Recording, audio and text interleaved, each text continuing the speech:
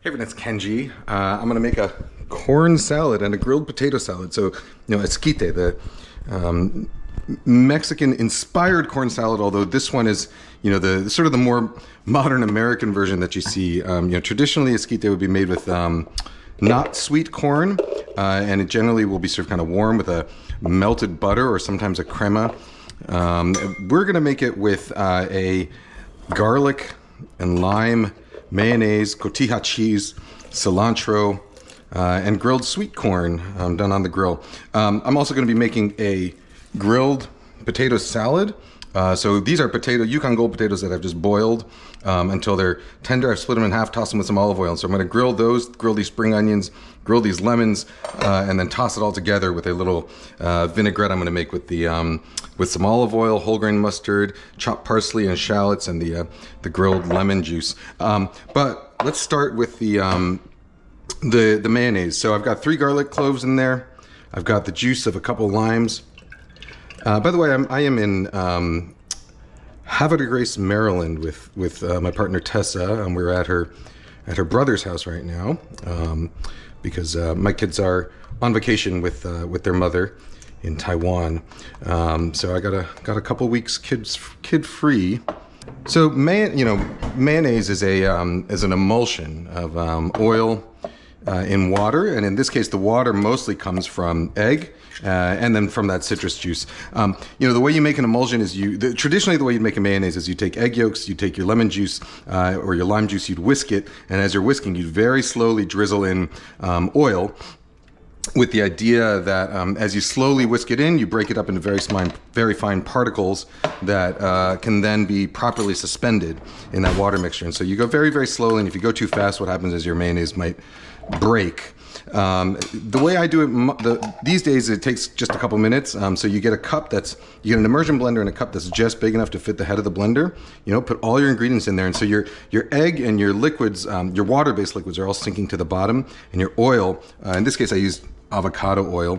You can use any sort of neutral tasting oil, and then I'm going to whisk in some olive oil at the end, and I'll explain why in a second. But your oil all floats at the top, and so when you start your blender down here, it creates a vortex that slowly pulls the oil into the emulsion, and so it ends up adding, it's the same effect as if you were adding the oil slowly, but it's much faster and easier because you've got an immersion blender.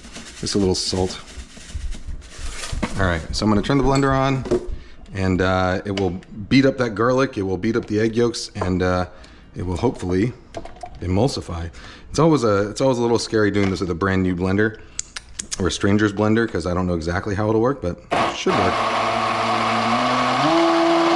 So you can see the emulsion starting to form down there. You see that white mayonnaise-y layer forming, and then I'm going to slowly pull the handle up to incorporate more and more of that oil.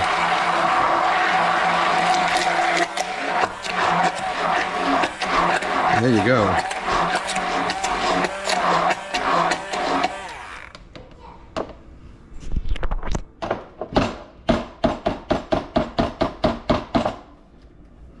All right.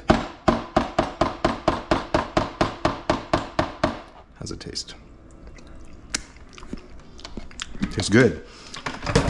All right, so now I'm going to add this to my bowl with my crumbled cotija cheese and cilantro. And this I don't think I need all of that. I'm going to add some olive oil in here too. And then I'll add a little bit of fresh lime at the end. I'll just brighten it up a little bit. So, when I'm making these sort of grilled salads, I like to have all the dressings and everything that's going to go into this kind of ready, so that when I go outside and actually start grilling, I have all my, I'm kind of ready to go. So all I have to do is grill the corn, put it in here, cut off the kernels, and give it all a toss, and the salad is good to go. You can also, by the way, this mixture that I'm making here, I'm going to add a little bit of this ancho chili powder. You could also just sort of slather this on whole grilled corn on the cob, and that is delicious as well. But anyhow, want to taste it? Really good. All right. So let me finish making the dressing for my potato salad. This is just going to be some olive oil, whole grain mustard, parsley, shallots.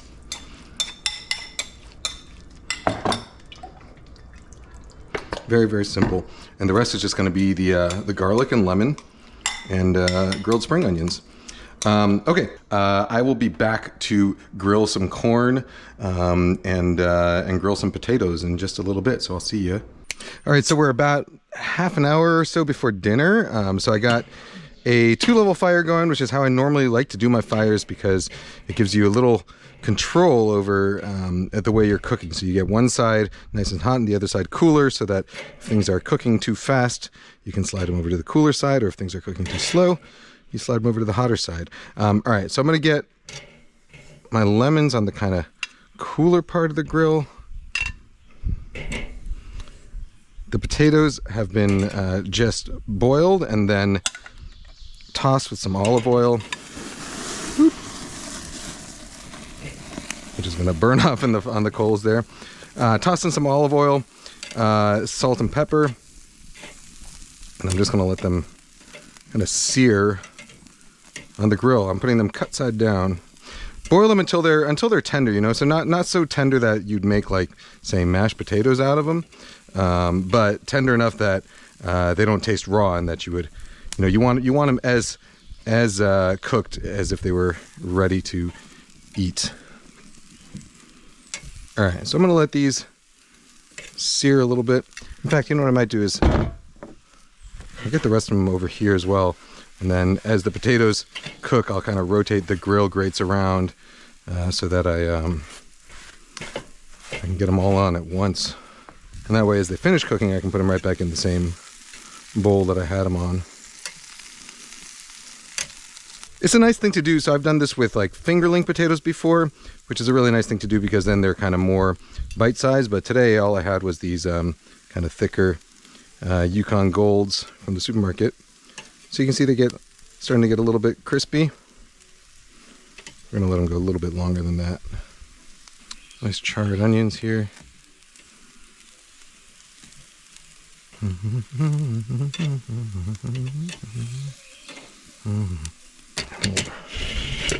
This little rotation to get these other potatoes over the hot part.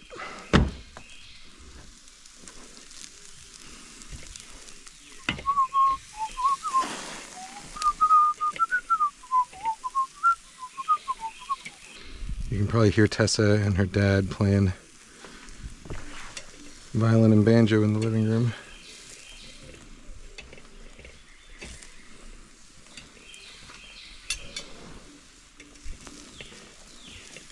Okay, and then as they kind of crisp up on both sides, I start pulling them out.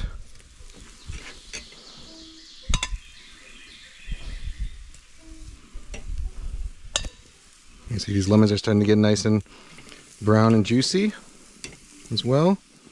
This is based on a recipe that I developed for Serious Eats years ago. I think I might have even gone and done this recipe on The Chew, you know, that show that was on ABC before Mario Batali got canceled, rightfully canceled, and well, he's still trying to make a comeback, huh? I don't know about that guy. All right, now that my potatoes are getting close to finish, I'm going to go ahead and add my corn on here too. A few ears of corn that I shucked, and we'll cook them directly on the grill. We're looking to get them nice and charred, that corn. You know, I'm one of those people where it's like, if you're lighting up the coals and getting them nice and hot, I want to make the most use of them that I can, which means I'm going to get my potatoes on there, I'm going to get my corn on there. Anything that can be cooked on the fire will be cooked on the fire. Within reason, you know. Let's get our lemons out here too. Those are nice and charred. Okay, and then our spring onions. Oops. Get those off to the side. Alrighty. So, I got my spring onions here. Oop. I'm going to give them a chop so they can be added to the salad.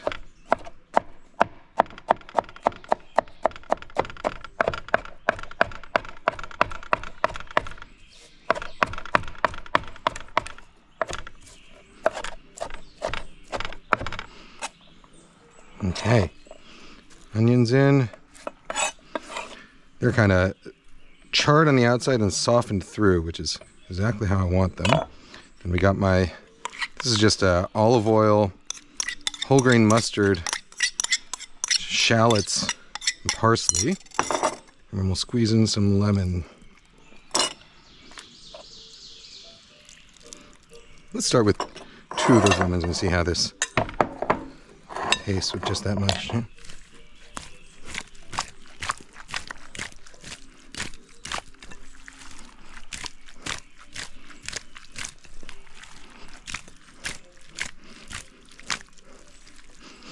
Let's see how it tastes. It smells plenty lemony to me.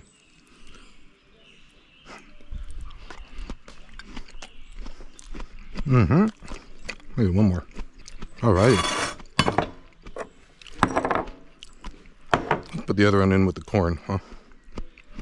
All right. Now that the corn is getting going, I'm gonna get the meat on there as well.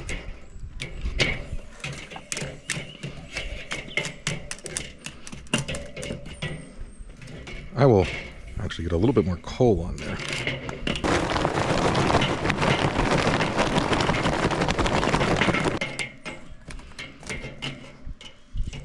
All right, corn is getting nicely charred here. It's probably about time for that skirt steak to go on too. I'm gonna leave some of the corn deeply charred, some of it a little lighter, so you get like a good little mix of flavors going on. This one could do some more. Ooh, that is a hot fire.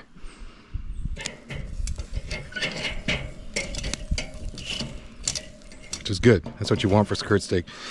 So skirt steak is, it's a real thin cut, so you want to cook it real hot and fast so you can get some charring on it before it ends up overcooking. It's the diaphragm of the beast. This skirt steak is just trimmed and marinated with olive oil, lime juice, cumin, coriander, ancho chili, garlic, and oregano. Plenty of salt also. I love skirt steak. It's one of the most flavorful cuts you can get.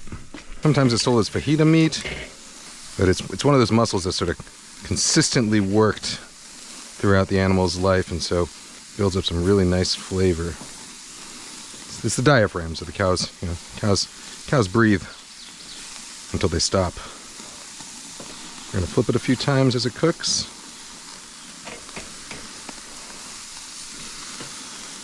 Promote some nice even cooking, nice even browning. Well, let's change the angle, and you see how right now they're kind of running parallel to the, pretty close to parallel to the grates. I'm gonna rotate them this way so that we sear them at a slightly different angle and we get a little more even browning. And if you're the kind of person that likes grill marks, you might also get some more interesting looking grill marks on there. Hello. Hi.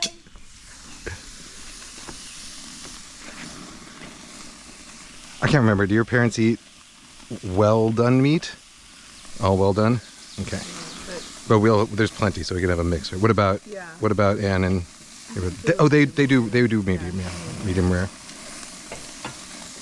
All right, that looks good.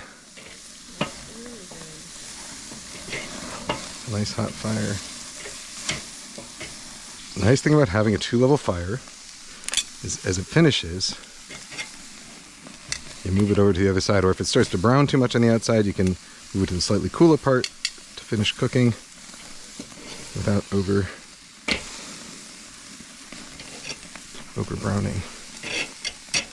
I'm slightly talking to you, but mainly talking to the camera. How's your peach salad? It's all done. I just didn't drizzle it yet. Okay. All right. So while that steak finishes cooking, I'm going to cut this corn off the cob. Like I said, you could just leave it on and just dress it with the that delicious mayo mixture, but it's easier to eat when you're in polite company, when you don't end up with your hands slathered with mayo at the end of a meal. Not that there's anything wrong with slathering your hands with mayo, if that's what you like to do. You see, when I'm cutting the kernels off of a corn cob like this, I like to make sure my knife doesn't bang into it. I start by cutting down, and then when I'm about halfway through, I just lift up the cob and leave the knife in place, and then use the motion of the cob to finish like that.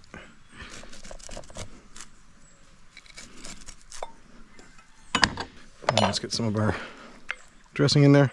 Clearly made too much of this dressing, but maybe.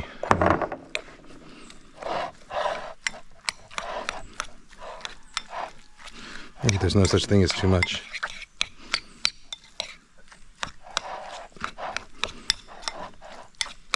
I'm gonna go check on my scoit.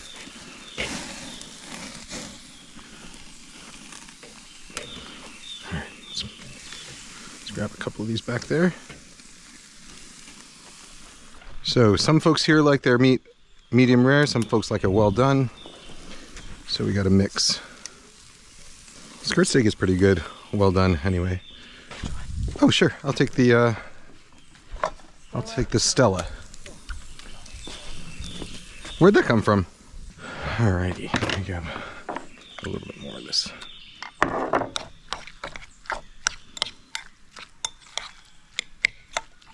Oh, doesn't that look good? Let's carve up some of this here skirt steak. So when you're carving skirt steak, you can see the grain runs this way.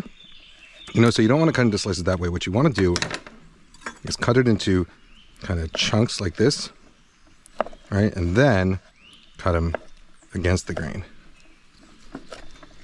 That way you shorten the strands and everything ends up more tender.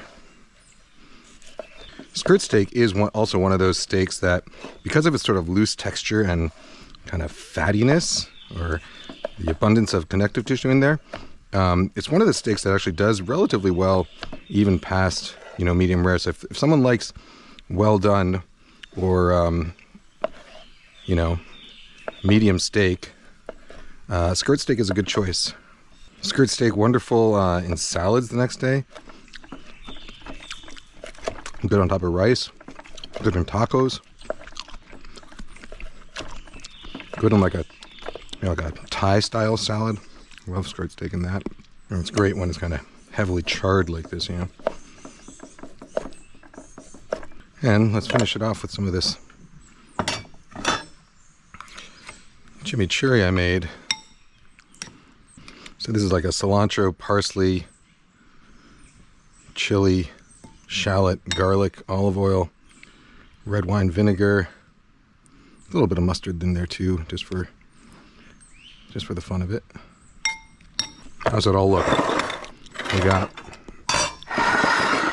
skirt steak, we got grilled potato salad, and we got grilled corn. I'm gonna try a little bit of all of it. So good. All right. Everyone's waiting for dinner. Tessa made a peach and burrata and basil salad. So I think we're all good to go. All right. Guys, gals, non-binary pals. See you later.